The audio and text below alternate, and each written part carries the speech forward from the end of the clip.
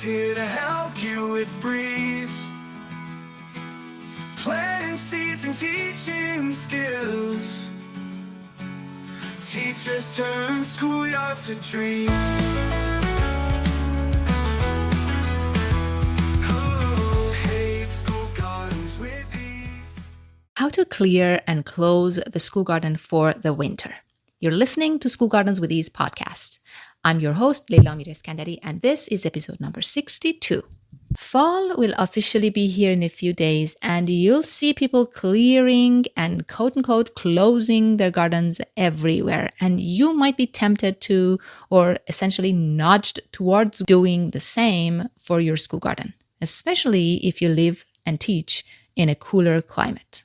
Trees will start turning color and losing leaves all over your garden. Your hot-loving plants will start to yellow out and give up on life, like your tomatoes, for example.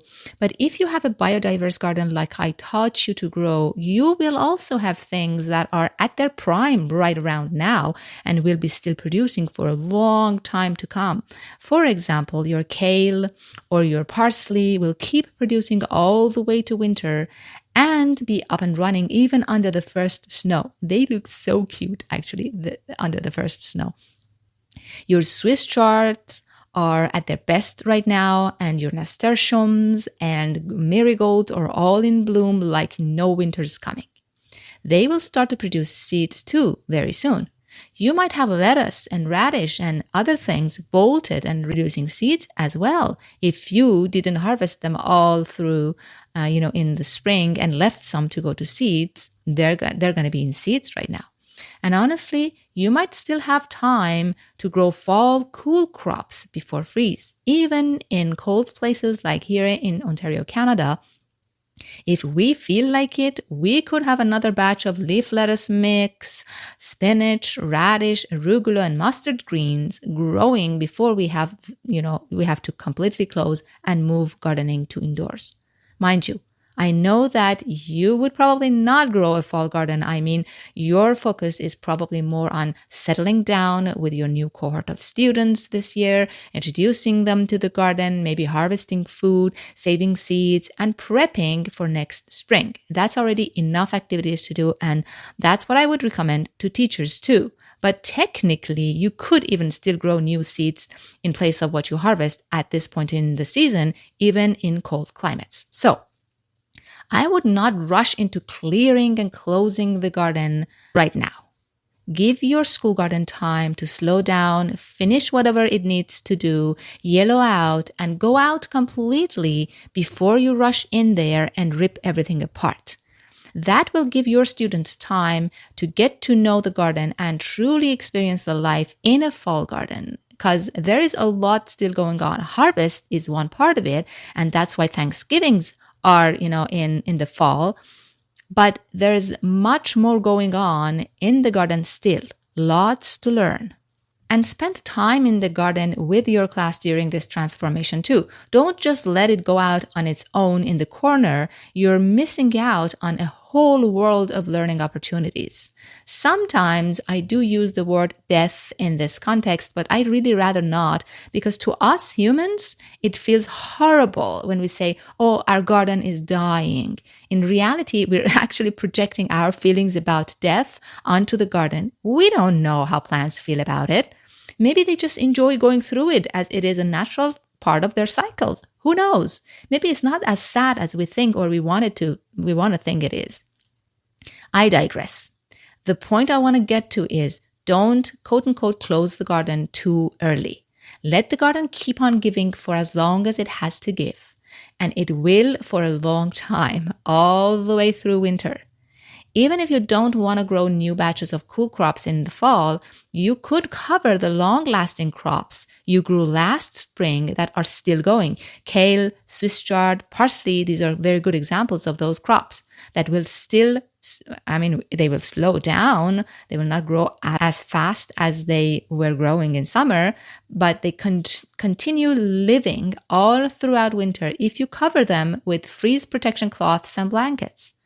It's so cool to take a trip to the garden in the middle of snow, peek under the blankets, and see your cool loving crops still going green and happy under there. So cool. You could even harvest in the middle of snow, which is so cool. So much to learn for your students. But even if you're not doing that, you think that's too much work, it's fine.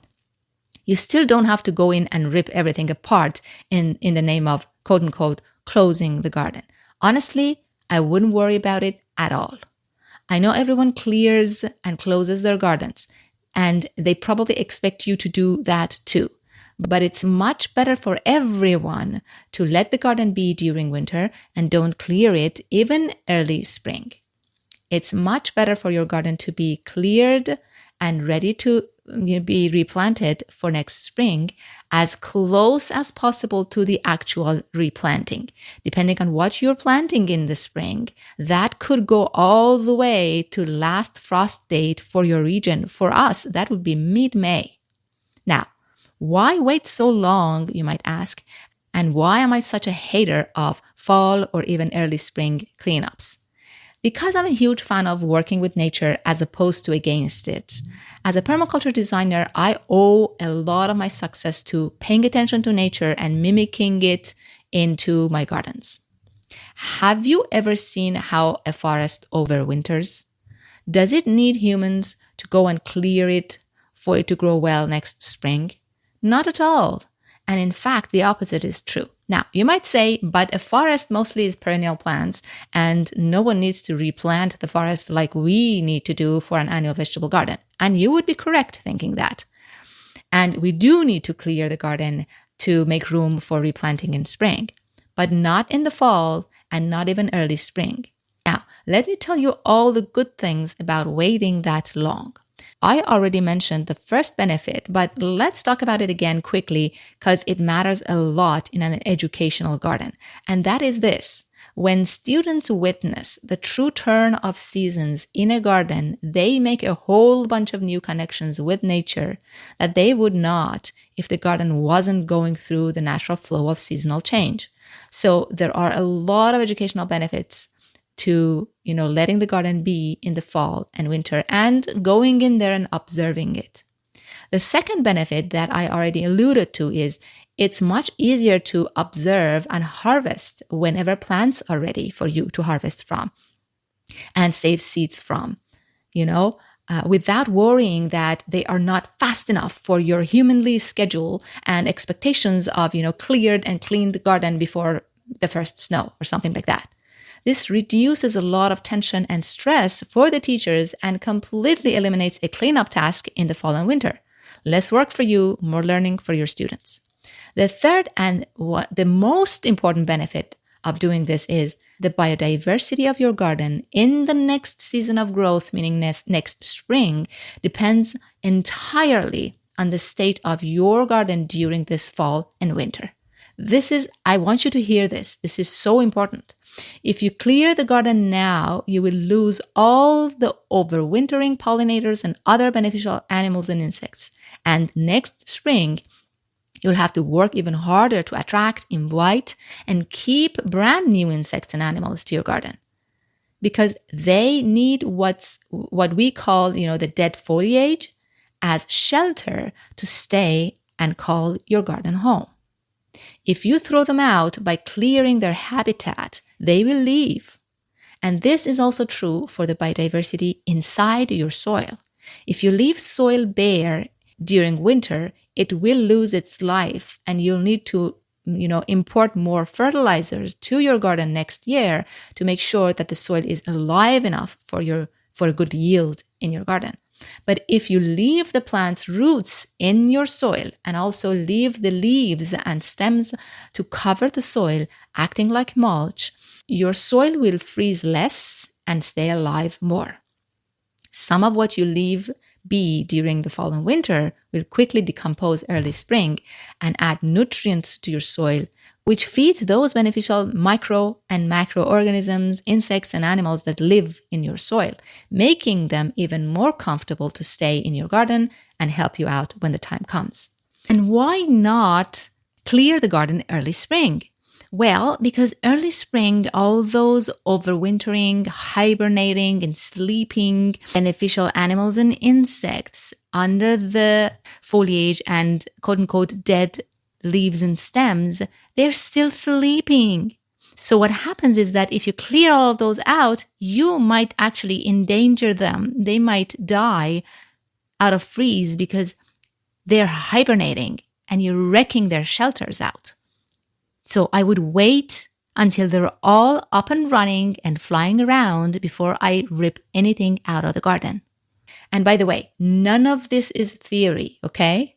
I've been leaving not only the leftover stems and leaves of my annual vegetables, but even all the fall leaves that the trees shed on my garden for more than a decade, and I have seen amazing results. Now, there are safety considerations to keep in mind when it comes to a garden that kids play around. I always recommend removing anything that gets too hard, too pointy, too sticky, and sticks out dangerously before the garden is, covered with snow.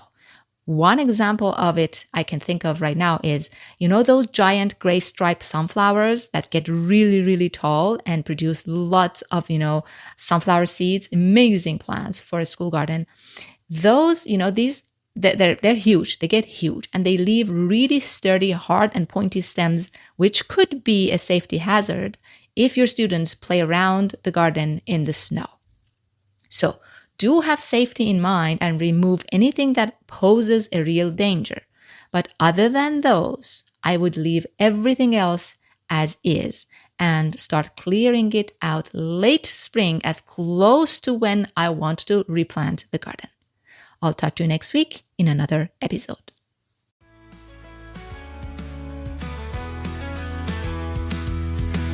You've listened to the entire episode, and for that, I want to thank you from the bottom of my heart. I hope you enjoyed it, and if you did, please leave me a review on Apple Podcasts and Spotify, and please share this episode with other teachers who might be interested in this topic. See you next week for a new episode.